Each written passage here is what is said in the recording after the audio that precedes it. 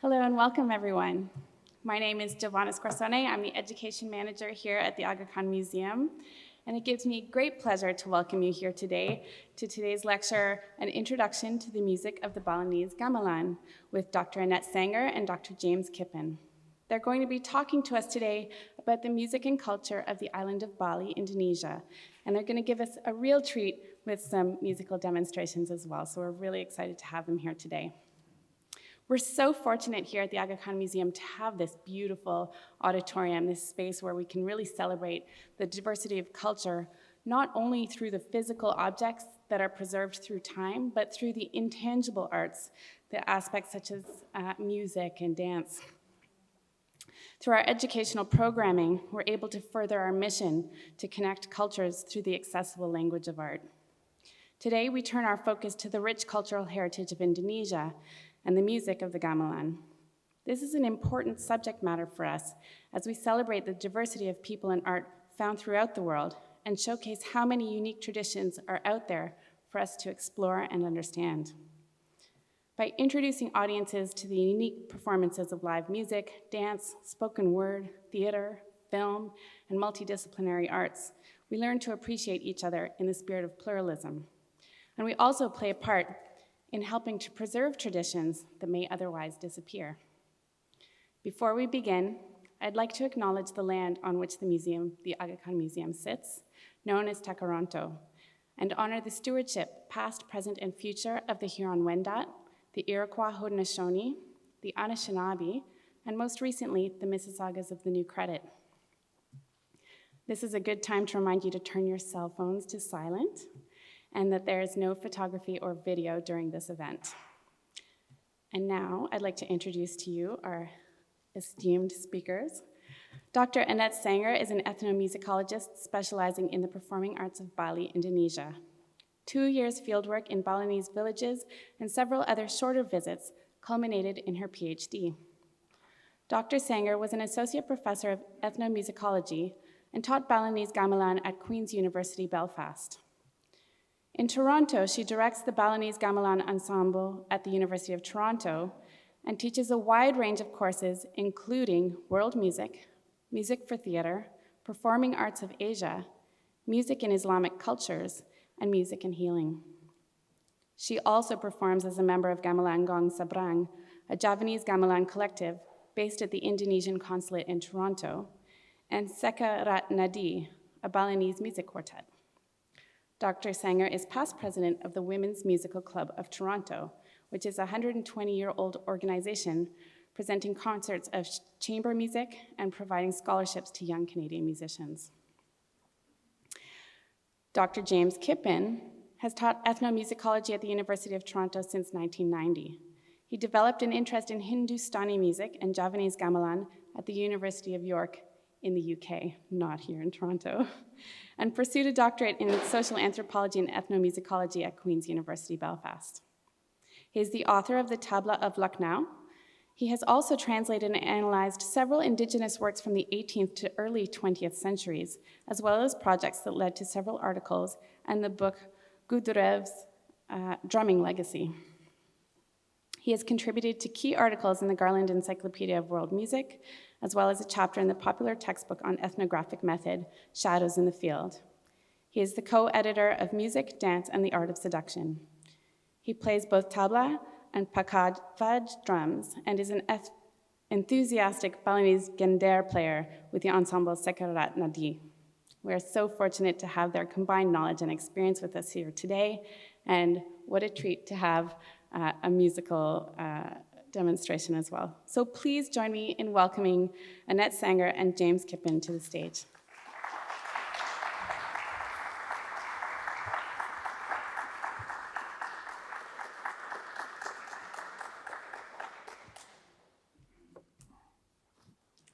Good afternoon, ladies and gentlemen. I'd like to extend a very warm welcome to everybody here. And I'd like to make special mention of the Consul General of Indonesia in Toronto, who is present today, Mr. Hadi Sabto Pambrastoro.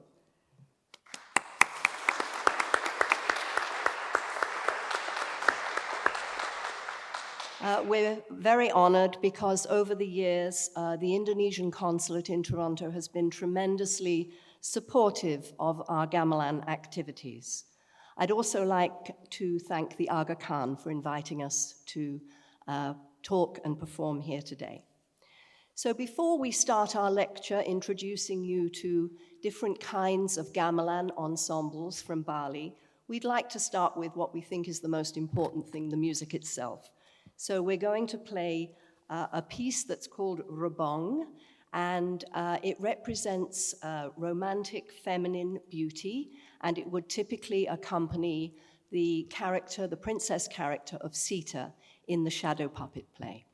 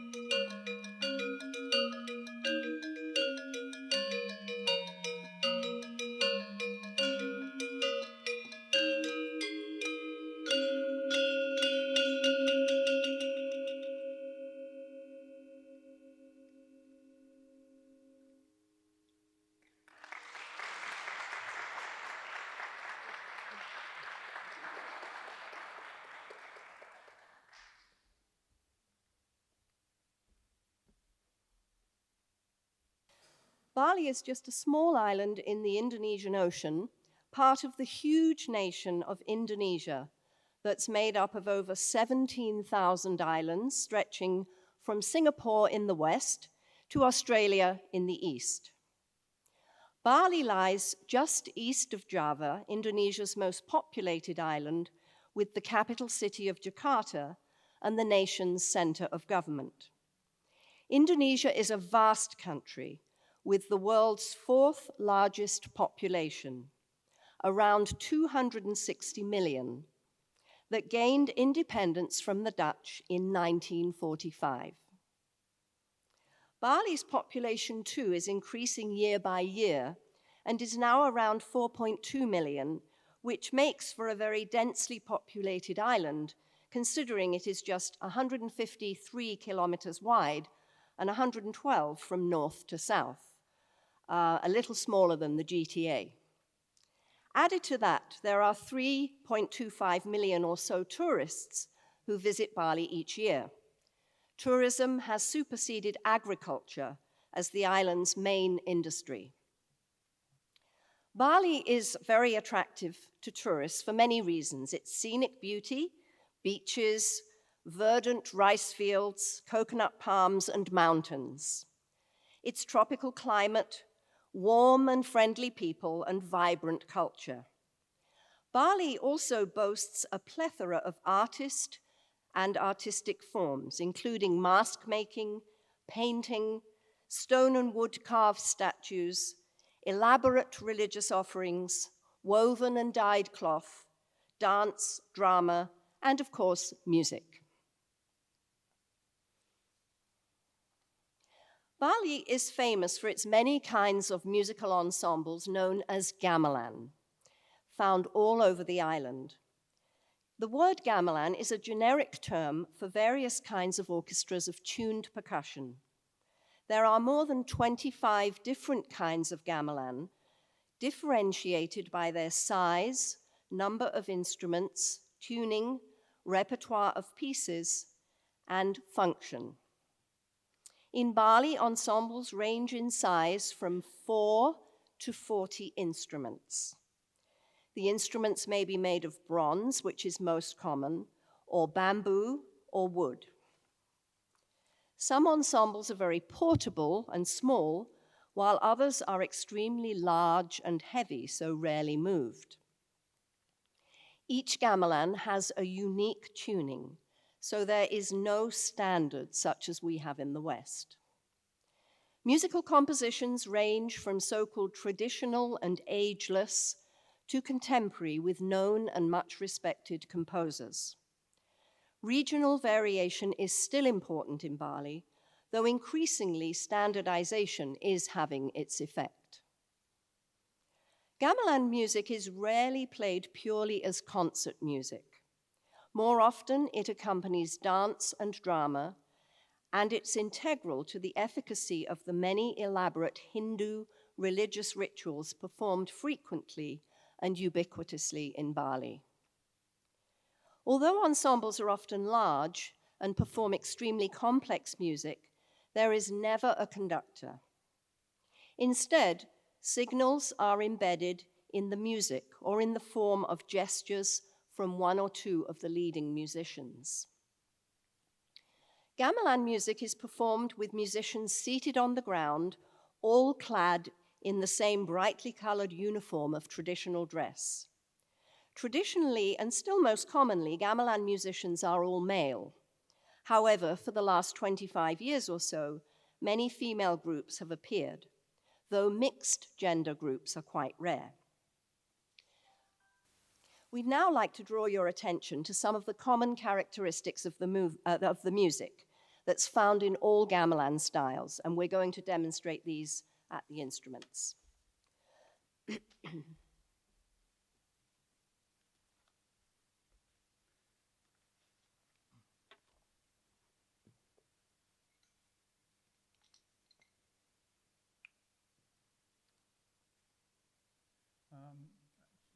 Hello, everyone. we're going to take you through some of the musical characteristics, just a few of them, not to overwhelm you, but they give you some idea of the complexities inherent in this kind of music. Most of the instruments, such as the ones you see behind you, the ones we have on stage, the keys are made of bronze. And so the playing technique must, of course, have some kind of damping to it. Otherwise, it's going to sound like just a wash of sound. This is what the instrument sounds like if you don't damp the keys in some way.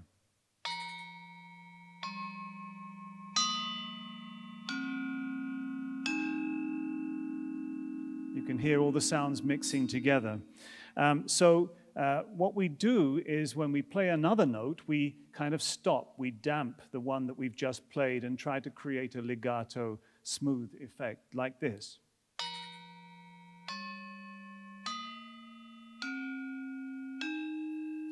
So Annette, she's playing with her right hand with the hammer, and with her left hand she's following behind, just grabbing hold of and stopping the resonance of the key that she's just played. Now, of course, in the pictures that you've seen so far and here on stage, you'll also see that the instruments are built in pairs. This is a pair, built and tuned together, but tuned very slightly differently so that you actually create beats between the same notes, a kind of shimmering sound. We'll try to illustrate that for you. For example, this is the sound of Annette's bottom note. And this is mine. And when I play them, or when we play them together, they're slightly different, and you can hear a kind of wave in the sound. And this is very, very deliberate. The tuners, they file the notes to get exactly the length of the wave that they're looking for. So this is the first 5 notes that we would be playing together here, and you can listen for the waves in the notes.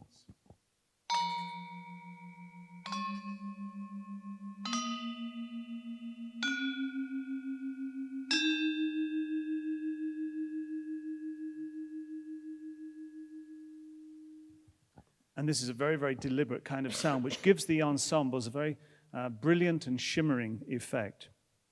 Now, musical compositions are in general in gamelan built on melodies that are 4, 8, 16, any real multiple of 4 beats in length. And that these little cycles that you create by repeating these melodies are articulated by a gong. I'm going to play my bottom note as the kind of gong sound, if you like. And Annette will demonstrate a simple 8-beat melody.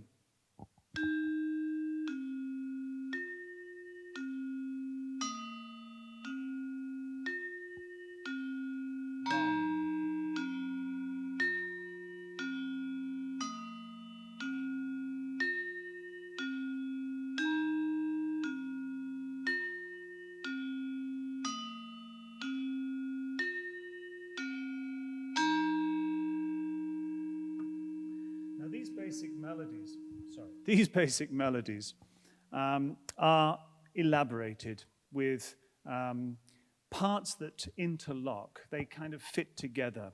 We're going to demonstrate it. I'll be playing now the tune that you just heard, and Annette will play one of these 2 elaborating parts, the on-beat part, and then I'll be demonstrating after that the off-beat part. And after that, we'll put them together to let you hear what that sounds like.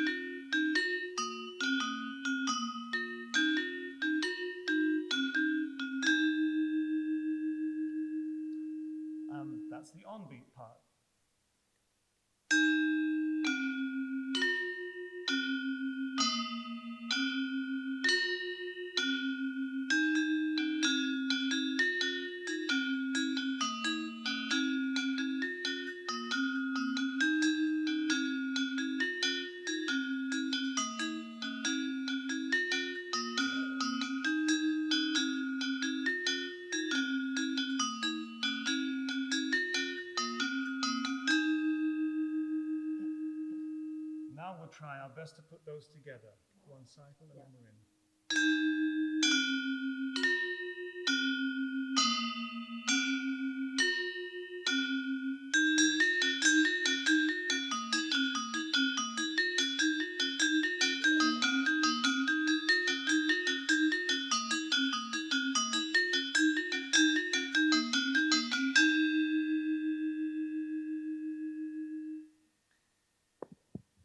So you can tell that absolute precision and a lot of listening to each other in the gamelan are the prerequisites for performing this gamelan music well.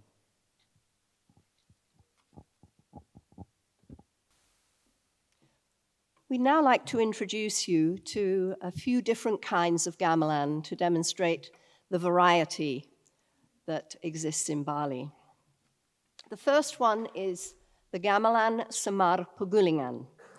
And this is the kind of gamelan that we have at the University of Toronto. Semar refers to the god of love, and Pegulingan means to sleep.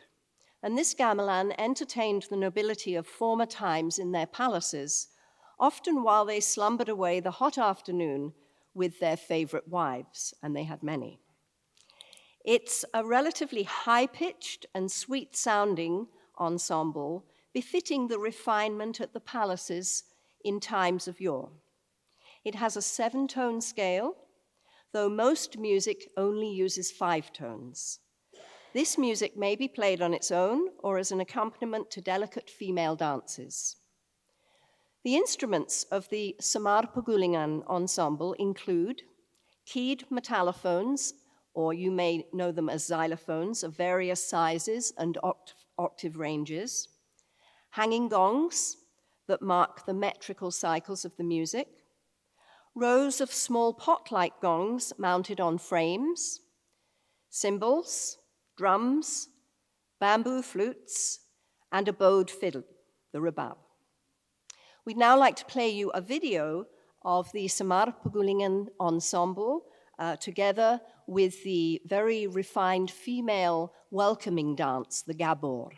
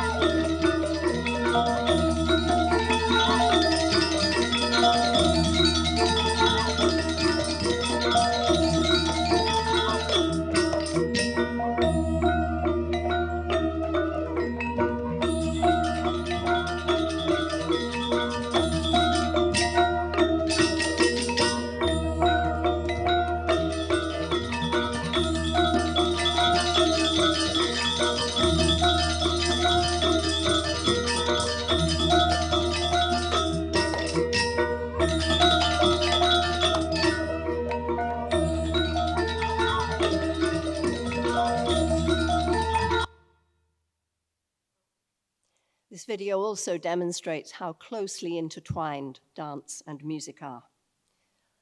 Our second example is the Gamelan Gong Kebyar. that's the most commonly found ensemble on the island of Bali. It's quite similar to the one we just heard, the Semara Pegulingan, though the instruments are a bit larger, and it's tuned to a 5-tone scale, not 7 tones, which makes it a little less flexible. The style of music, too, is much faster, louder, and more restless, with constant dynamic changes and sudden pauses in the musical texture. And you'll note that the picture on the PowerPoint is of an all-female ensemble, as I mentioned, fairly common nowadays, but unheard of when I was doing my 2 years research in Bali back in the 1980s. So the Gamelan Gong Kebyar, a very popular bronze ensemble, was developed in North Bali relatively recently, that is, in the early years of the 20th century, and even threatened to eliminate many other kinds of gamelan because it was so popular. Many older style Semara Pegulingan gamelans were melted down in the early part of the 20th century when Kebyar became popular. And the development of Kebyar coincided with the political and economic changes of the 20th century, notably the need for a secular and grassroots ensemble which was not constrained by rituals and the nobility. However, even though it's called a secular ensemble, it still plays many pieces for temple ceremonies, and its instruments, as do all gamelan instruments in Bali, have spiritual connotations. The word Kebyar literally means to burst open, as in a flower blooming. And this description is very apt for this exciting, fast, and dynamic music. Many compositions are very virtuosic and in freer form than older pieces. Some sections have no regular beat at all, but the whole ensemble always plays precisely together. The gamelan is tuned to a 5-tone scale that has become fairly standard. There are literally hundreds of pieces for the Gamelan Gong Kebyar, and most of them, because they're relatively modern, are by known composers. One of the most famous of these composers and pieces is Jaya Semara, Victorious Divine Love, by one of Bali's most famous composers and instrument makers, Wayang. And it was composed in 1964 and has become a kind of standard piece that all musicians in Bali need to master. And we're going to play you just audio of this because we wanted to give you the opportunity to just focus on your ears rather than with video. So you'll hear the first couple of minutes of the piece is very virtuosic, jagged, and restless, with small fragments of music that juxtapose the full ensemble with individual instruments.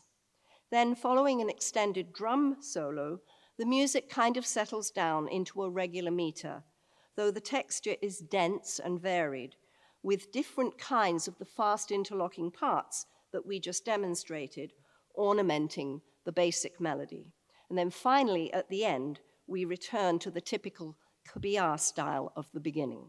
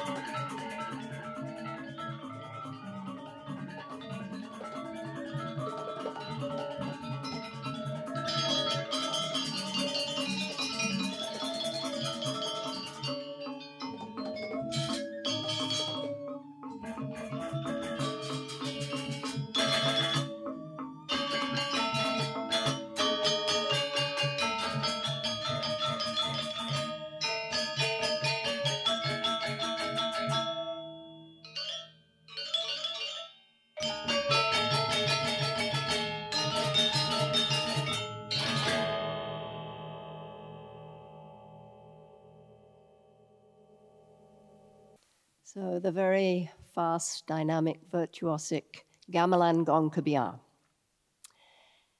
Now we're going to look at the Gamelan Angklung that has a very distinctive high-pitched sound because the instruments are much smaller than most, and they're tuned also to a 4-tone scale. So we've had 7-tone, 5-tone, which is the most common, and now 4-tone, which is actually quite unusual in Bali. The ensemble includes small keyed metallophones, a small gong chime, a small gong, and 2 tiny drums. Although it may seem limiting to only have 4 keys or notes, in fact, it has a large and varied repertoire of pieces, some short and others quite long. Being small, the instruments are less expensive and much more portable. There are many Angklung ensembles in Bali, and they are traditionally played at cremations and temple ceremonies. We'd now like to play you a video of the Gamelan Angklung from the northeastern area of Bali called Bangli. And you'll see the gamelan being played, and then we move to a typical scene at a temple ceremony where this gamelan might be played. Gamelan is not optional at temple ceremonies. It's absolutely essential to giving pleasure to the gods, who are believed to descend to the temple when rituals are performed and enjoy music as much as we humans do.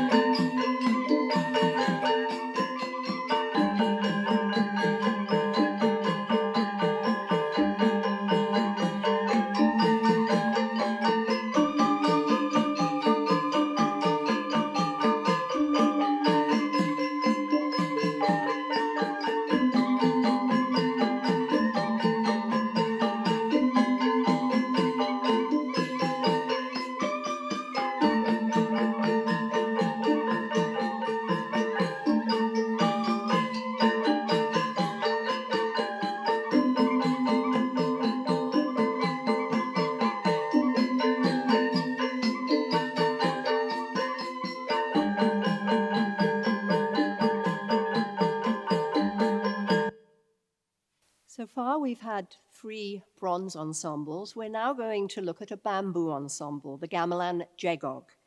This ensemble comes from the western area of Bali, where bamboo grows very, very large. It's called Angklung because of the amazing sonority of the large Angklung keyed metallophones, whose tones underpin the elaborated melodies above. Tubes may be as long as 3 meters, with circumferences of 60 centimeters. They are so big, in fact, that musicians often sit on top of the frame of the instrument in order to reach it for playing. Angklung is tuned to a 4-tone scale, though a different one from the Angklung that I mentioned just now. Each instrument has 8 tubes, with the upper 4 duplicating the lower 4. This makes it easier for the players to perform the melodies. As in the Gamelan Gong Kebyar, lower-pitched instruments provide the basic tune, and the higher ones add elaborated melodies and interlocking parts. But there are no gongs or drums in this ensemble, so here we have some other kind of variety. The function of this ensemble is purely, really, for entertainment, quite unusual in Bali. Very often with 2 or more groups competing to play louder and longer. The Balinese adore competitions, and there is a long history of gamelan competitions between villages, where performers and audiences often become very inflamed and riotous. These events often give rise to an almost fanatical spirit of competition, normally reserved for a soccer match. We'll now play a video of the Gamelan Angklung. We've actually put together 3 different clips. The first is a nighttime competition, which opens, ironically perhaps, with the stage shrouded in dry ice. And then we see a blessing from the priest, and the subsequent clips give you a better view of the instruments and the playing technique.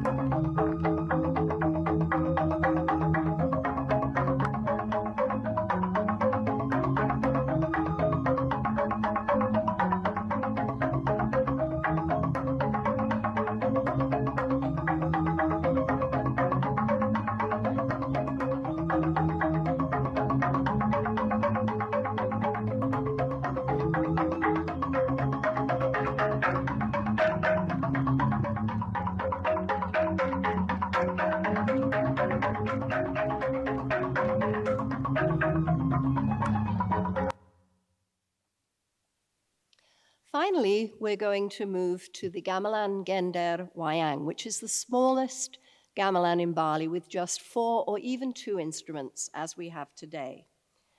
It usually accompanies the famous shadow puppet plays Wayang Kulit, which are performed as part of ceremonial celebrations. Plays last for many hours, and the musicians provide music throughout, before as well as during the play. As well, the ensemble is required for certain rituals, for example, cremations and tooth filing ceremonies. It is one of the most sacred and old ensembles in Bali. The music is very difficult, so relatively few musicians master it in comparison with the music for larger gamelans. And we're now going to finish the talk at the instruments.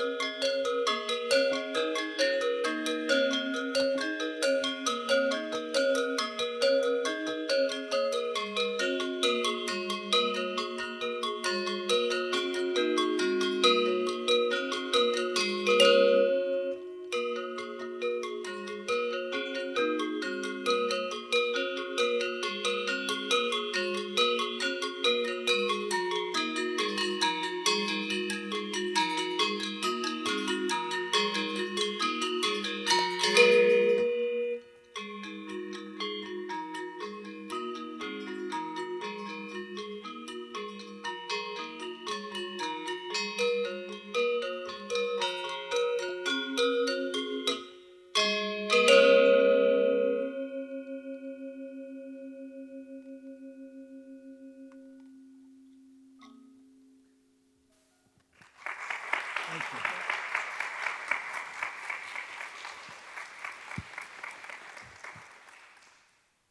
you.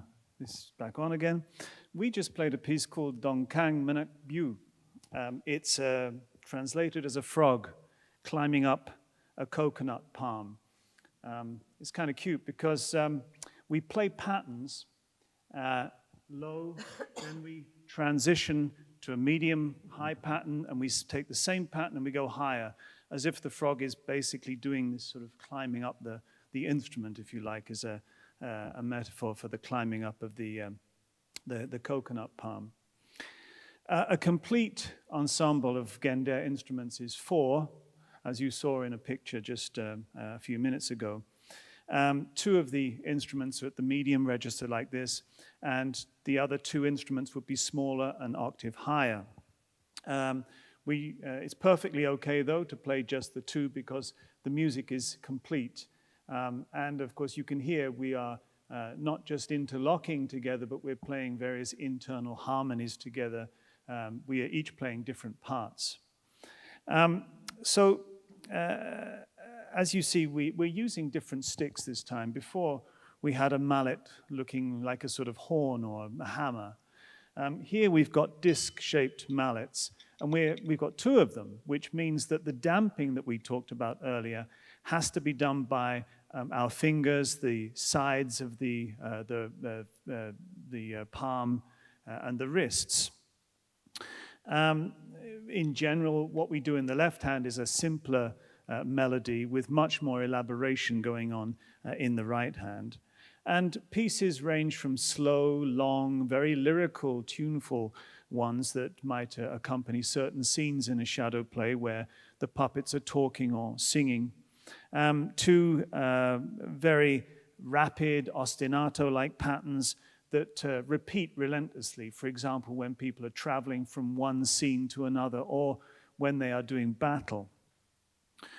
We're going to play a piece that is for traveling right now. It's called an Angkatan, and you're going to hear a lot of the intricate interlocking parts that we've been talking about before.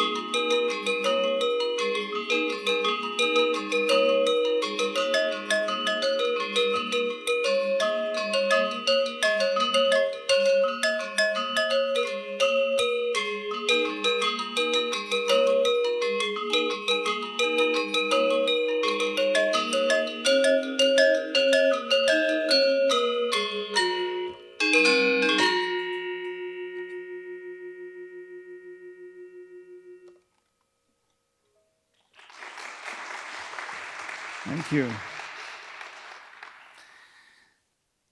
As we mentioned earlier, the Balinese Hindu Buddhist religion is famous for its plethora of ceremonies ranging from small ones within family complexes to huge displays and processions involving thousands of people and costing many, many thousands of dollars. One of the most important of the life crisis ceremonies is the tooth filing that you can see on the screen behind me. Every Balinese must undergo this during their lifetime, making especially the eye teeth smooth and flat, which symbolically removes some of our baser animal instincts. The ceremony is always accompanied by this Gender music, which is believed to be particularly refined and therefore very suitable accompaniment for this kind of ritual. Painful ritual, I should probably add. So this is a piece called Swan Devi, which is used at this ceremony, particularly towards the end, and it's in 2 parts. There is a slow and lyrical part, and then a part that moves much more rapidly in very uneven time with many more sort of interlocking flourishes.